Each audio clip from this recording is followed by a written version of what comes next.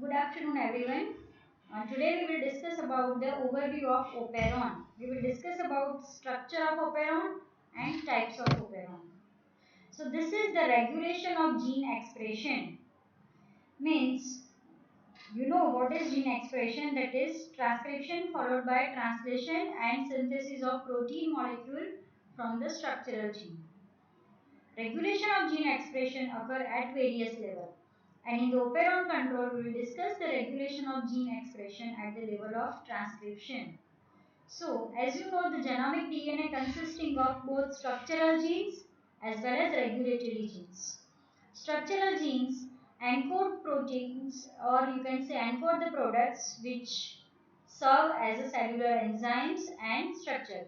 But in case of regulatory genes, they encode the products that regulate the gene expression, and the gene expression is a highly regulated process.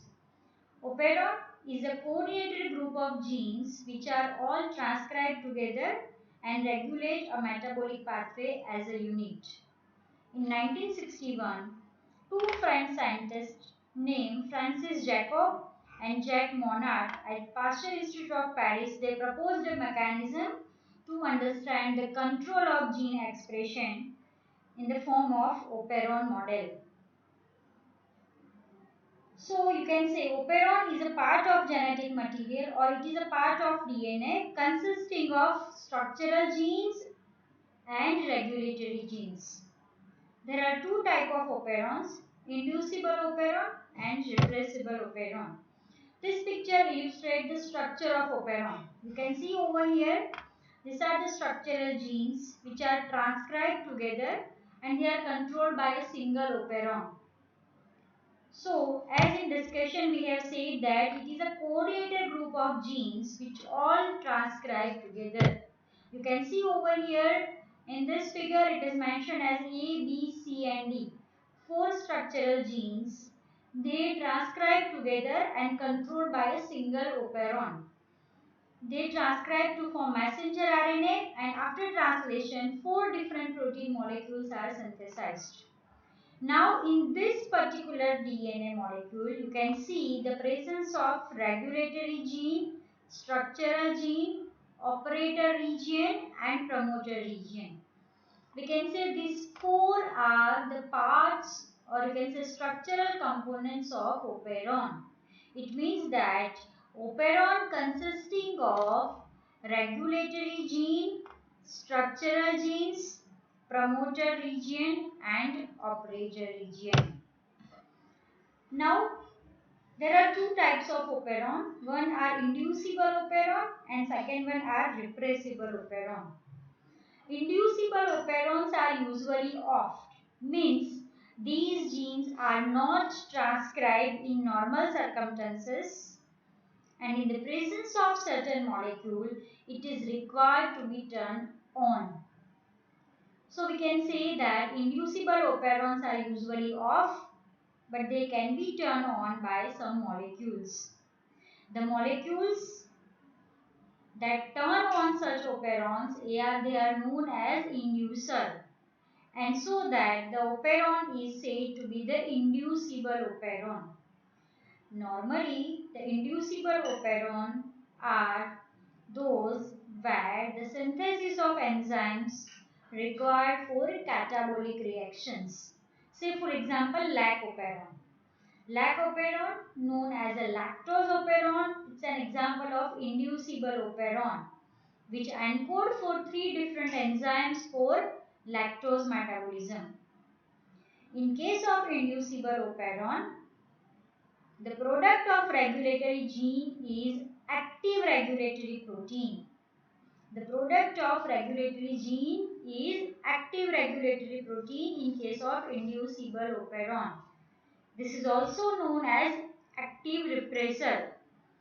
And when inducer binds to this active repressor, make it inactive repressor and play a significant role to turn on the operon. So remember, in case of inducible operon, the product of regulatory gene is active regulatory protein, that is known as active repressor. Inducer always bind with active repressor and make it inactive. And this inactive repressor play a significant role to turn on the operon. You can see over here, the product of regulatory gene is active regulatory protein. Now, in case of the mechanism of inducible operon, it is like that in normal circumstances, these active repressor binds to operator region. As operator region and promoter region having such an overlapping sequences, and as active repressor binds to operator, RNA polymerase cannot bind to promoter and no transcriptional takes place. So that we have seen over here that inducible operon are usually off. Means there is no transcription of inducible operon in normal circumstances. But when inducer is present, the active inducer binds with the active repressor and make it inactive. Now this inactive repressor protein cannot bind to operator. So promoter region is free. RNA polymerase bind to promoter and it is carried out the transcription of structural gene, which is said to be operon turned on. So we can say in the presence of inducer, the operon turned on. But when the inducer is absent, in normal circumstances, it is off. This is known as inducible operon. So it is a mechanism of induction, means synthesis of enzyme takes place in the presence of specific substrate into the medium. The phenomena of induction can be explained by example of lactose operon that we will discuss in our next lecture.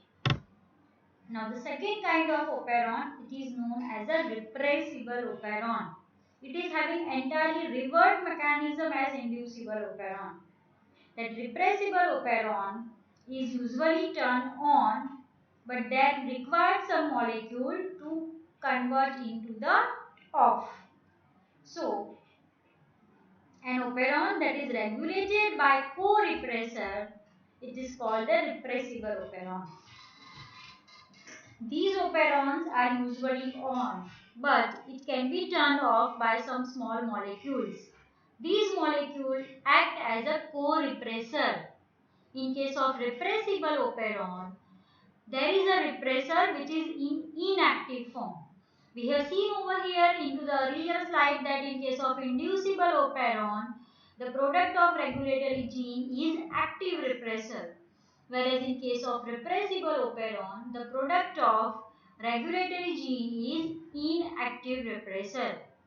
When small substances known as a co-repressor binds with this inactive repressor, convert it into the active repressor. Tryptophan operon is an example of repressible operon. These tryptophan operon encode for the enzyme for the biosynthesis of tryptophan amino acid. So, basically, as I stated that the operon that synthesize enzymes responsible for the catabolic preparation, they are usually inducible operons. Whereas, you can see as over here, the operon where there is a production of enzymes involved into the biosynthesis of molecule like biosynthesis of amino acids, they are usually a kind of repressible operon. You can see over here in case of repressible operon which are normally turned on into the normal circumstances, the product of regulatory gene is inactive repressor. This inactive repressor cannot bind to operator region. So, promoter is free, RNA polymerase bind to promoter and transcribe all the structural genes involved into the production of enzymes for the biosynthesis of amino acids. Wherever the co-repressor is present, in the presence of co-repressor, the inactive repressor is converted into active form. Now this active repressor bind with the operator region. You can see over here. And as operator and promoter region have overlapping sequences, RNA polymerase cannot bind to promoter and no transcription takes place. So, which we can say that the operon is turned off. So, remember, four type of component of operon: structural genes, regulatory gene, promoter region and operator region. The product of regulatory gene bind with the operator, RNA polymerase bind with the promoter. Operator and promoter have overlapping sequences. So either this repressor bind with operator or RNA polymerase bind with the promoter, and based on the form of the repressor, it may be active or inactive repressor, it is decided that whether the operon